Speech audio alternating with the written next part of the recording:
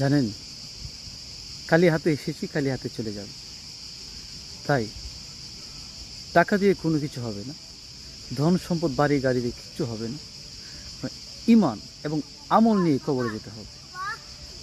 তার জন্যই একটি গান গেয়েছে একজনে, ও আজরাহিলে কাই না ঘুষ, শুনো রে ও মানুষ, কি হবে টাকার পাহাড় গড়িয়া, আইসো কালি যাইবা খালি তিন টুকরা কাপড় লইয়া। হে হে হে, আইসো কালি যাইবা খালি তিন টুকরা কাপড় লইয়া। আজরাহিলে খাই না ঘুষ, শুনো রে ও মানুষ, কি হবে টাকার পাহাড় গড়িয়া, আইসো কালি যাইবা খালি তিন টুকরা কাপড় লইয়া।